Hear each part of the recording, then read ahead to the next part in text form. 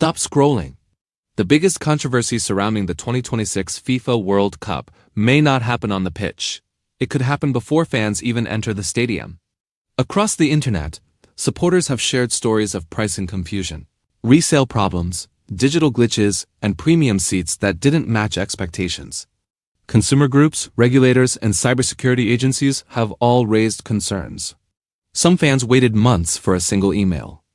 Others spent their life savings only to be turned away at the gate. So what really happened behind the world's biggest football tournament? Let's pull back the curtain. Chapter 1. The $0 ticket glitch. The first warning came during the early ticket rollout, long before a single ball had been kicked. For a brief period, a technical error reportedly allowed around 60 fans to receive official World Cup tickets showing a price of $0. The payment system failed while valid tickets were still being issued. And for a few surreal minutes, a handful of ordinary supporters found themselves holding what looked like golden tickets to the biggest sporting event on Earth. Fans celebrated what looked like an impossible stroke of luck. Screenshots spread quickly online, shared in fan forums and group chats with captions like, "Did this actually just happen?" Many believed they had finally beaten a ticketing system that had become increasingly expensive, increasingly automated, and increasingly frustrating to navigate. For a moment, it felt like the little guy had won. But the excitement disappeared almost immediately when organizers identified the mistake. Internal monitoring flagged the anomaly within hours, and the affected accounts were quietly marked for review. What began as a viral moment of joy quickly turned into confusion, then dread, as fans realized their free tickets were anything but guaranteed. Chapter 2. The 7-day deadline. After the error was discovered, the affected tickets were frozen. Fans were informed that if they wanted to keep their seats, they would have to pay the full listed price within a limited time, reportedly around 7 days, or lose the tickets entirely. For matches with premium categories, that full price could run into the hundreds or even thousands of dollars, a bill many of the affected fans had no way of covering on short notice. For many supporters, this wasn't just about a software bug. It became a symbol of the growing distance between football's governing bodies and the fans who have supported the game for generations. Some pointed out the irony. A company error had created the problem, yet ordinary fans were the ones left scrambling to fix it. Others noted that the same urgency and short deadlines used to pressure fans into last-minute purchases were now being used to claw back a mistake that wasn't their fault in the first place. Online, the reaction split into two camps. One group argued that a mistake is a mistake, and organizers were within their rights to correct it.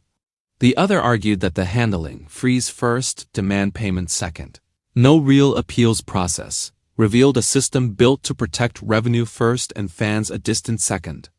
Chapter 3. The scarcity effect. Buying World Cup tickets often felt less like shopping and more like surviving a digital obstacle course. Fans waited for hours in virtual queues with little information about actual ticket availability, watching a loading screen tick upward while thousands of others refreshed the same page. Messages warning that matches were almost sold out added even more pressure, flashing across screens in bright red text, designed to trigger urgency. By the time many supporters finally reached checkout, affordable seats often appeared unavailable, leaving only expensive categories or hospitality packages. Some fans described logging in at the exact moment sales opened, only to find that lower-tier tickets for popular matches had already vanished within seconds. Whether that scarcity was entirely genuine or partly engineered by drip-feeding inventory became a hot topic of debate among ticketing analysts and consumer advocates alike.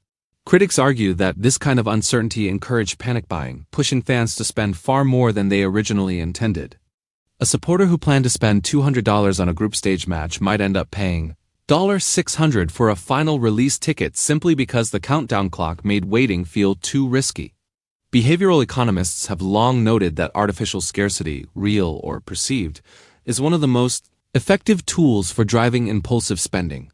And several fans said, the World Cup's ticketing portal felt less like a box office and more like a pressure cooker. Chapter 4. The premium seat debate. Another controversy involved premium seating. Some supporters who purchased high-priced Category 1 tickets later claimed that updated stadium maps no longer matched what had originally been advertised when they made their purchase months earlier. According to these complaints, New hospitality areas closer to the field reduced the value of some premium public seats, pushing paying fans further back while corporate boxes and hospitality suites crept toward the pitch. Although organizers maintained that seating arrangements followed operational requirements, citing broadcast camera placement, security perimeters, and sponsor obligations, many fans believed they had paid premium prices without receiving the premium experience they expected. Some supporters shared side-by-side comparisons of the seating charts they purchased from versus the charts that appeared closer to match day, arguing the shift was too significant to be a mere technicality. Ticketing lawyers who weighed in on the discussion noted that in most jurisdictions, minor seating adjustments are typically covered by the fine print fans agree to when purchasing, making legal recourse difficult even when the change feels unfair. Chapter 5. The Ghost Ticket Problem. Match day created another challenge entirely.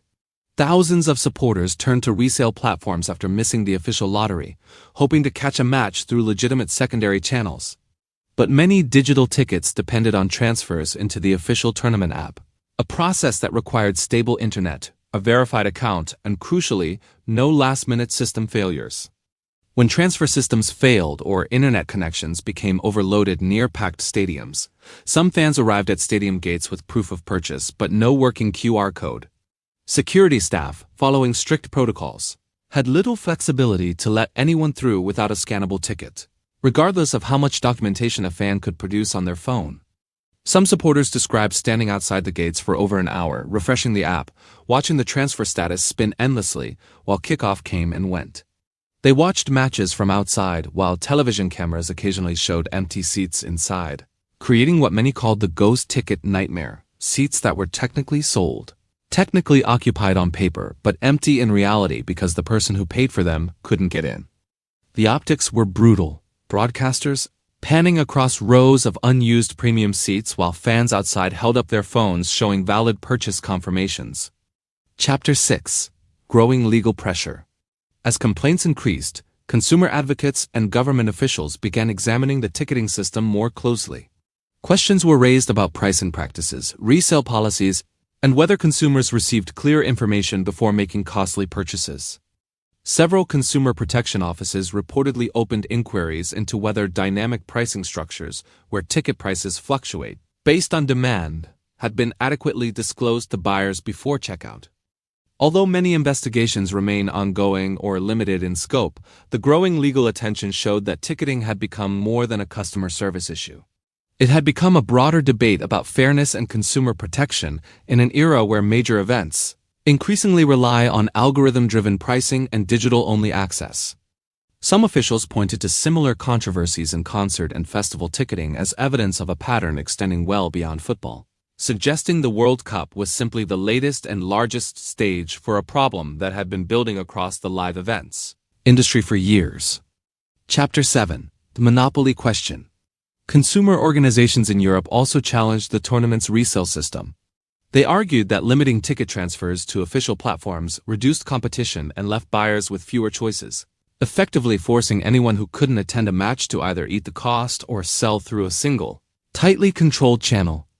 Supporters of the system said these rules helped reduce fraud and improve security, pointing to the long history of counterfeit tickets plaguing major tournaments before official-only resale became standard practice. Critics responded that they also concentrated control over ticket sales and resale into a single marketplace, one that could set its own fees and terms with little external pressure to keep prices reasonable for fans trying to offload seats they could no longer use. The debate highlighted the difficult balance between protecting fans and maintaining control over a global sporting event. Some economists noted that closed resale ecosystems, while safer from a fraud standpoint, tend to produce exactly the kind of price and access complaints seen throughout the tournaments, since there's no competitive alternative pushing terms in the consumer's favor. Chapter 8. A Playground for Scammers. High demand also attracted cybercriminals in numbers that surprised even seasoned security researchers. Security agencies warned fans about fake ticket websites, phishing emails, and fraudulent advertisements designed to imitate official sales pages down to the smallest visual detail, matching logos, matching fonts, even matching countdown timers designed to manufacture urgency. Many desperate supporters searching for last-minute tickets unknowingly entered personal information into convincing fake websites, often finding these sites through sponsored search results or social media ads that appeared entirely legitimate at a glance. Some lost thousands of dollars on tickets that never existed, while others became victims of identity theft after entering payment and personal details into forms that were never connected to any real ticketing system. The excitement surrounding the tournament created the perfect opportunity for online scams to spread, and cybersecurity agencies in multiple countries issued public warnings urging fans to purchase only through verified official channels.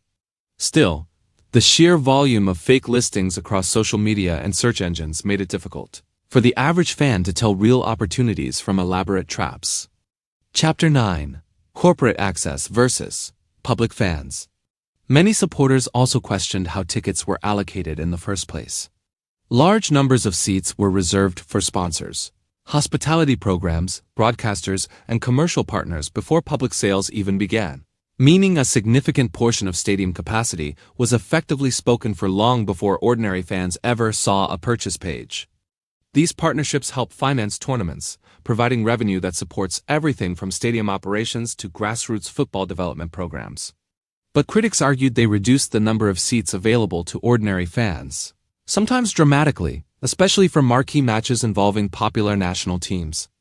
Empty premium sections shown during broadcasts only added to public frustration, especially when supporters outside the stadium were unable to buy tickets at any price and watched from home, as camera shots revealed rows of unused seats in the most desirable sections of the ground.